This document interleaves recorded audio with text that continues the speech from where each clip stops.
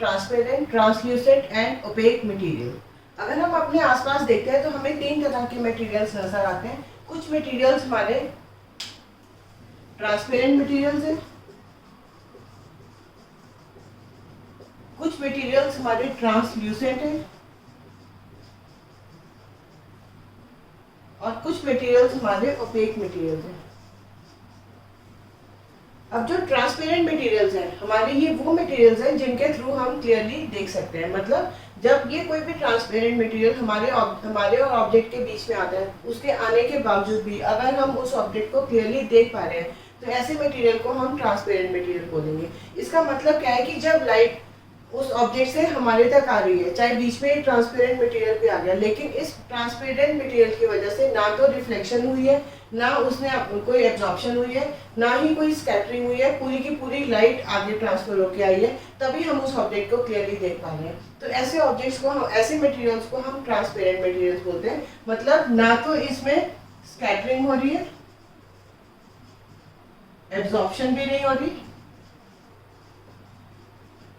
ये दोनों एब्सेंट है, इसीलिए हम इन ऑब्जेक्ट्स को क्लियरली, इसके थ्रू हम ऑब्जेक्ट को क्लियरली देख पा रहे हैं। तो अगर हम डे टू डे लाइफ में एग्जांपल देखें तो सबसे अच्छा एग्जांपल इसके पास हमारे पास है क्लीन एयर।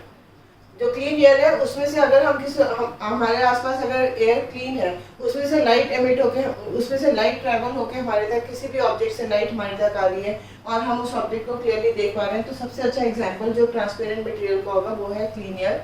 इसी तरह से clean water, clean glass and transparent sheet of cellophane paper, ये सारे हमारे एग्जांपल्स हैं किसके? ट्रांसपेरेंट ऑब्जेक्ट्स के या ट्रांसपेरेंट मटेरियल्स के। अब सेकंड पॉइंट पे हमारे पास आता है ट्रांसल्यूसेंट। ये वो मटेरियल्स हैं जो कि पूरी तरह ट्रांसपेरेंट भी नहीं है और पूरी तरह ओपेक भी नहीं है। मतलब इनमें से हमें ऑब्जेक्ट दिख तो रहा है लेकिन उतना क्लियरली नहीं दिख रहा। मतलब अगर ऑब्जेक्ट और हमारे बीच में कोई ट्रांसल्यूसेंट मटेरियल आ जाएगा तो हमें ऑब्जेक्ट नजर तो आएगा लेकिन उतना क्लियरली नजर नहीं आएगा। तो ऐसे मटेरियल्स को हम ट्रांसल्यूसेंट मटेरियल कहते हैं। इनमें जो है स्कैटरिंग ऑफ लाइट, मतलब जब लाइट इनके थ्रू ट्रेवल होके हमारे तक आ रही है तो इन बिटवीन लाइट क्या हो रही है? स्कैटर हो रही है। स्कैटरिंग की वजह से, अब ये स्कैटरिंग होगी, स्कैटरिंग की वजह से डिफ्यूज इमेज हमारे सामने बन के आई, तो हमें क्लियरली ऑब्जेक्ट नहीं नजर आया, लेकिन हाँ हमें ये पता चलता है कि दूसरी साइड पे कोई ऑब्जेक्ट है। इसका जो बेस्ट एग्जांपल हमारे पास आएगा वो आएगा बटर पेपर, या हम कहेंगे स्मोक ग्लास।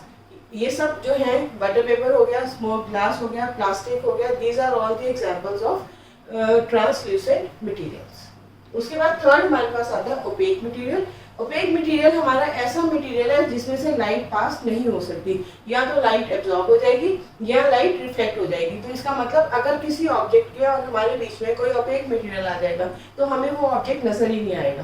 दैट मीन्स हम किसी भी ओपेक मटेरियल के थ्रू किसी भी ऑब्जेक्ट को नहीं देख सकते। तो अगर हम डे टू डे लाइफ में अपने आसपास देखें तो सबसे अच्छे एग्जाम्पल्स जो हमें दिखेंगे वो है cardboard sheet, paper is an example, और वी कैन से कोई भी ऐसा मटेरियल जिसकी क्लॉथ कह सकते हैं, cloth is also an example of an opaque. So there are three types of materials, that is transparent, translucent and opaque. Transparent हमारे वो मटेरियल्स हैं जिनमें से हम क्लियरली देख सकते हैं, ट्रांसल्यूसेंट वो मटेरियल्स हैं जिनमें से हम देख तो सकते हैं लेकिन क्लियर नहीं है, लेकिन ओपेक ऐसे मटेरियल्स हैं जिनके थ्रू हम देख ही नहीं सकते।